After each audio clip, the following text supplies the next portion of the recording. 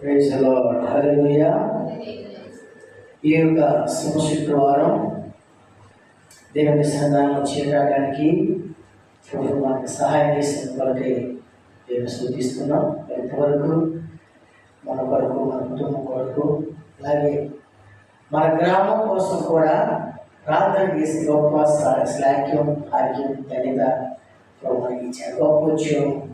గొప్ప ఉద్యోగం ప్రార్థన చేయడం అనేది దేవుడికి చాలా ఇష్టకరమైన కార్యం.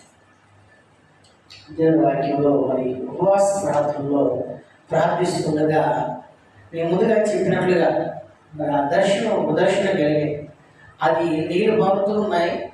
ఆ నీళ్ళ దాంట్లో పారుతుంది. ఆ పారుతున్న దాన్ని కూడా మధ్యంతా కూడా పేరుకుపోయాం. ఏది ప్రభా ఈ యొక్క దర్శనానికి అర్థం అన్నప్పుడు ఒక వాక్యం చూపించాడు.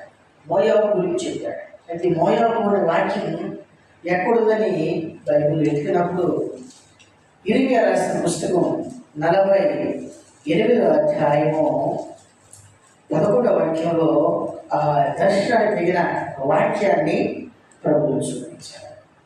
వెతికినప్పుడు ఇర్మియా 45వ అధ్యాయం 11వ వచనంలో మోయాబు గురించి ఇక్కడ రాయబడింది. మోయాబు ఈ యొక్క అధ్యాయంలో 14 తప్పులు చేసినట్లుగా ఆ 14 తప్పులకు ప్రభు శిక్షిస్తున్నట్లుగా రాయబడింది. మనం ఉపవాసం 7 రోజులు ఉపవాసం ఉన్నప్పుడు ఈ మోయాబు గురించి భవిష్యత్తు చేసి రాసుకునేది. ఈ 7 రోజుల ఉపవాస ప్రార్థనలో మోయాబు గురించి భవిష్యత్తు చేసి రాసి పెట్టుకున్నారన్నమాట. ఇప్పుడు దేవుడు దర్శనీయంగా చెప్పలేక అనుభవం అయిపోయింది. దీని యొక్క పుట్టు పురాణాలు, దీని యొక్క మూల పురుషుడు ఎవరు, దీని గురించి దేవుడు ఏం చెప్పాడు, ఈ యొక్క ఇర్మియా 48వ అధ్యాయంలో మోయాబు చేసిన 14 తప్పుల గురించి, ఆ 14 తప్పులు దేవుడు చేసిన శిక్ష గురించి రాయబడింది. ఈ 45వ అధ్యాయంలో 14 తప్పులు మోయాబు దేశస్థులు, మోయాబు వారు చేసినట్టుగా రాయబడింది.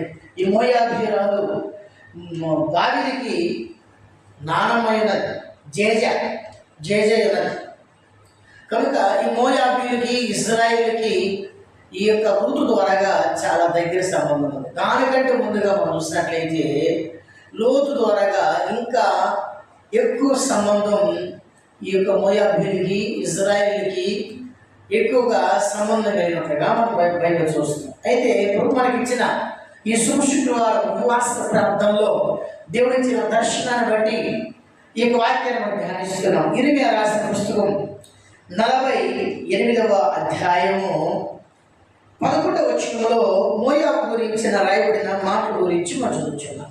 క్లుప్తంగా ఈ యొక్క వాక్యాన్ని ధ్యానిద్దాం. ఈ ఉపవాస ప్రార్థనలో యేసు ప్రభువు ఉపవాసాన్ని, అలాగే మన ఉపవాస ప్రార్థన ఏం చేయాలో విషయాన్ని ధ్యానిస్తున్నాం. అయితే ఈ ప్రార్థనలో దేవుడు ఇచ్చిన దర్శనాన్ని బట్టి ఈ వాక్యాన్ని ధ్యానిద్దాం. చదువుకున్నాం. ఇర్మియా ప్రవాదన పుస్తక అధ్యాయ 48 19వ వచనం ఉదుకున మోయాబు తన బాల్యము నుండి నెమ్మది నొందెను. మోయాబు తన బాల్యం నుండి నెమ్మది నొందెను. ఈ కుండలో నుండి ఆ కుండలోనికి కుమ్మరింపబడకుండా అది మట్టి మీదే నిలిచెను. అదెన్నడూ చెరలోనికి పోయినది కాదు. అందుచేత దాని సారము దానిలో నిలిచున్నది, దాని వాసన ఎప్పటివరనే. చాలా ఒక్కొక్క మాట మనం ధ్యానిస్తే గొప్ప బైబిల్ స్టడీ చేసుకోవచ్చు. మోయాబు గురించి మనం ధ్యానిస్తే మోయాబు యొక్క 48వ అధ్యాయంలో 14 విధాలైన తప్పులు చేసినట్లుగా రాయి. ఆ 14 విధాలైన తప్పుల్లో మనం చదువుకుంది ఇప్పుడు 6, 7 తప్పు మనం చదువుకున్నాం. 6వ తప్పు, 7వ తప్పు మనం చదువుకున్నాం. మోయాబు తన బాల్యం నుండి చాలా నెమ్మదిగా ఉన్నట్టు, నెమ్మదిగా.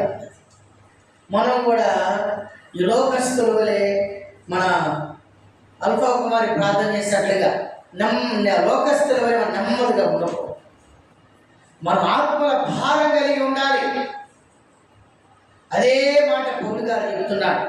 చదువుకున్న మాట కొత్త నిబంధనలో పౌలు గారు చెప్పిన మాట ఒకసారి మనకి జ్ఞాపకం చేసుకుందాం. లోకస్తులు నెమ్మదిగా ఉన్నదని, ఆయన రాకడ ఆలస్యం అని చెప్పి వాళ్ళు నెమ్మదిగా ఉన్నప్పుడు ఆ దినము అకస్మాత్తుగా వారి మీద వచ్చి పడి ఉన్నదని చెప్పి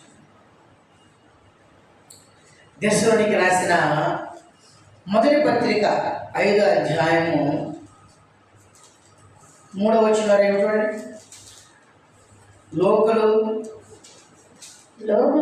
మొదటి దశలోనికి రాసిన పత్రిక 5వ అధ్యాయం 3వ వచనం. లోకులు నెమ్మదిగా ఉన్నది భయమేమీ లేదని చెప్పుకొనుచుండగా గర్భిణీ స్త్రీకు ప్రసవ వేదన వచ్చినట్లు వారికి అకస్మాత్తుగా నాశనం తటస్థించును గనుక వారి ఎంత మాత్రం తప్పించబడ్డారు. ఇదే మాట అప్పుడు అక్కడ ప్రవచన రూపంగా మోయాబు గురించి రాయబడింది. ఒక్కొక్క వాక్యం మనం ధ్యానిస్తే చాలా గొప్ప బైబిల్ స్టడీ ఇది. లోకులు ఏమనుకుంటున్నారంట? ఏమనుకుంటారమ్మా? నెమ్మదిగా ఉంది. రెండోది ఏమనుకుంటున్నారంట? భయమేమీ లేదు, ఆయన రాడు, ఆయన చనిపోయాడు, ఆయన తిరిగి రాడు, చనిపోయిన మనిషికి లేదు, ఎలా తిరిగి బ్రతుకుతాడు అని లోకస్తులు నెమ్మదిగా ఉన్నారంట. భయమేమీ లేదు, నరక భయం లేదు, దేవుడి భయం లేదు, ఏ భయం లేకుండా వాడు నెమ్మదిగా ఉన్నారని రాయబడింది. ఈ మోయాబీ దేశస్తులు కూడా, మోయాబీలు కూడా అలాగే ఉన్నారు. మోయాబీలు కూడా అలాగే ఉన్నారు. మోయాబీలు కూడా అలాగే ఉన్నట్టుగా దేవుని వాక్యం రాయబడింది. అందుకొరకే ఈ మోయాబీలను లోకస్తుల్ని సమపోల్చి చెబుతున్నాడు దేవుని వాక్యం. అక్కడ దేవుడేమో మోయాబు గురించి చెప్తున్నాడు. మోయాబు భయం లేకుండా ఇక్కడ లోకస్తుల గురించి పౌలు గారు చెప్తున్నాడు. లోకస్తులు కూడా అలాగే అంటాడు. అయితే దేవుని పిల్లలు దేవుని యొక్క భారం కలిగి, దేవుని యొక్క ఇంటి గురించిన ఆసక్తి కలిగి, దేవుని యొక్క రాకడ గురించిన నిరీక్షణ కలిగి, దేవుని యొక్క ఆత్మ కలిగిన ఆలోచన కలిగి, దేవుని ఆత్మ కలిగించే ప్రేరేపణ కలిగి, ఆత్మ కలిగించే చెప్ప సౌఖ్యం కానీ మురుగుతో ప్రార్థన శక్తి కలిగి వారు ప్రార్థన చేస్తారు. మోయాబీలు వారు భయం లేకుండా నెమ్మదిగా ఉన్నారు. అంటే కొత్త నిబంధన రాయబడిగా వారు లోకస్తులుగా జీవించారు. లోకం వారిలో ఉన్నది. మనం టైం తక్కువ ఉంది కాబట్టి భయపెట్టాల్సి. రెండో మాట ఏం రాయబడింది?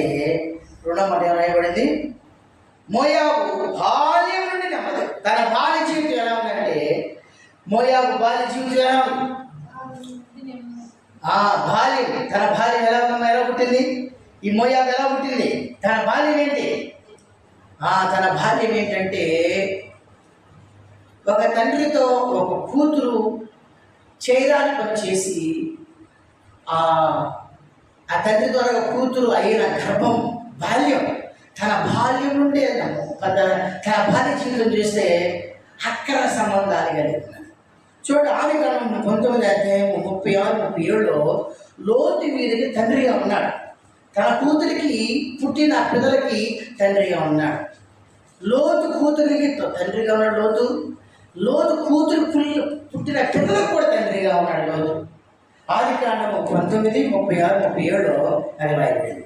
అలాగునా లోతు యొక్క ఇద్దరు కుమార్తెలు తమ తండ్రి వలన గర్భవతులైరి. వారిలో పెద్దది కుమారుని కని వారికి మోయాబు అని పేరు పెట్టారు. ఇక్కడ రాయబడి చూడండి, బాల్య జీవితం చూస్తే మోసకరమైన జీవితం, మోసకరమైన బాల్యం అలా ఉంది. కానీ నెమ్మది, భయం లేకుండా ఉంది. దేవుడి భయం లేకుండా ఉంది. దేవుడు అంటే ధ్యానం లేకుండా ఉంది. దేవుడి మీద శ్రద్ధ లేకుండా ఉంది. దేవుడు శిక్షిస్తాడు లేక ఆలోచన లేకుండా ఉంది. లోకస్తుల వలె లోకం కలిగిన ఒక వ్యక్తిగా నెమ్మదిగా భయం లేకుండా మన డైలీ గారు మన తర్వాత మన ధ్యానిక దేవుడి చేతులు బైబిల్ స్టడీగా మార్చుకుని దీన్ని చేద్దాం. అయితే రెండో మాట ఏమనేబడిందంటే, ఈ కొండల నుండి ఆ కొండలోనికి కుమ్మరించబడు. ఇదే చాలా ప్రాముఖ్యమైనది. ఇప్పుడు మోయాబు లోక సంబంధమైన వ్యక్తులు మోయాబు అంటే ఏంటి? మనం చదువుకున్నాం. 1వ దశలోనికి 5వ అధ్యాయం 3వ వచనంలో లోకస్తులుగా ఉన్నారు. మరి ఈరోజు సంఘంలో కూడా అలాగే ఉన్నారు. లోకం సంఘంలో ఉంటుంది, సంఘం లోకంలో ఉంటుంది. అయితే సంఘం దేవుళ్ళ ఉండాలి. సంఘం దేవుని యొక్క అవయవమై ఉందని వాక్యం రాయబడి సంఘంలో ఉన్న నీవు నేను దేవునికి అవయవాలని రాయబడింది కొరింథీ రాసిన పత్రికలో. అయితే ఇక్కడ రాయబడిందంటే లోకమంతా సంఘాలకు వచ్చేసి సేవకుడు ఏదైనా చెప్తే వారు వినరు అనమాట. వారు ఆచార్యాలు వినరు. ఒక గేదె తినది అనుకో, పశువు వినింది అనుకో, ఆవు వినింది అనుకోండి, ఆ పాలు మొదటి పాలు తీసుకొని సేవకుడికి ఇస్తే సేవకుడు తాగుతాడు కదా, అది చేయరు. ఏం చేయాలంట? గంగమ్మలో వదలాలి. గంగమ్మలో వదలాలి. రకరకాలైన ఆలోచన. ఆ నీళ్ళలో పారే నీళ్ళలో వదిలితే ఆ గేద స్వచ్ఛత దేవుని స్తోత్రం.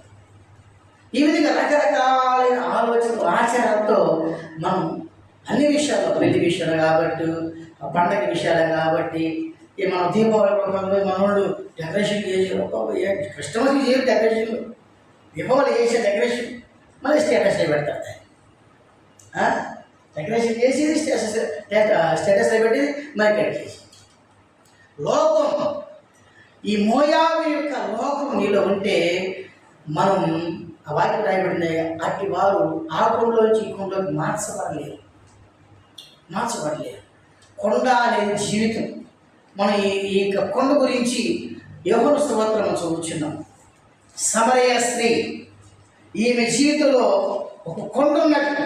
ఆ కొండ 5 మందితో సహవాసం చేసిన కొండ. ఇప్పుడున్నవాడు ఆమె సొంత పెరిమిడి కాడు. ఆమె కొండ తీసుకొని వచ్చింది. యేసు ప్రభువు ఇచ్చే నీళ్ళు తాగాలంటే ఆమె కొండ విడిచిపెట్టి వెళ్ళిపోవాలి. ఆ కొండ మార్చుకోవాలి.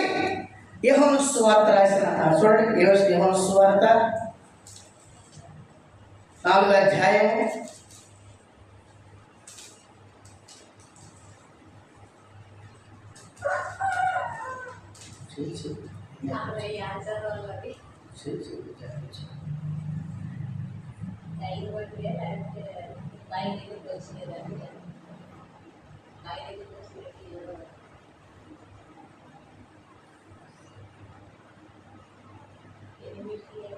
16వ వచనం 17వ వచనం చూసినట్లయితే ఇక్కడ రాయబడింది ఆమెకున్న కొండ కలిగిన జీవితం, ఆమె కొండ జీవితం. యేసును వెళ్ళి నీ పెనిమిటిని పిలుచుకొని ఇక్కడికి రమ్మని ఆమెతో చెప్పింది. ఆ స్త్రీ నాకు పెనిమిటి లేడనగా యేసు ఆమెతో, నాకు పెనిమిటి లేడని నీవు చెప్పిన మాట సరియే. నీకు 5 పెనిమిటిలుండేది, ఇప్పుడు ఉన్నవాడు నీ పెనిమిటి కాడు, సత్యమే చెప్పితివని. వెంటనే ఆమె ఏం చేసిందంటే, కింద మాటలో మనం చూసినప్పుడు ఆమె మెస్సయ్య అని గ్రహించి 27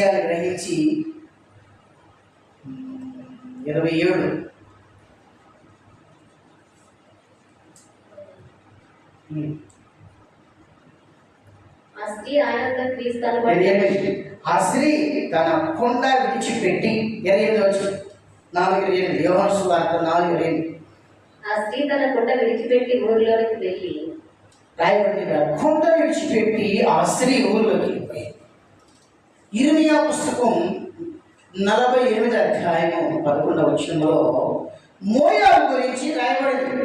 ఈ కొండలో నుంచి ఆ కొండలోనికి అది మార్చబడకుండా నేను పైపు చెప్పుకుంటే తర్వాత నేను చెప్తున్న ధ్యానం.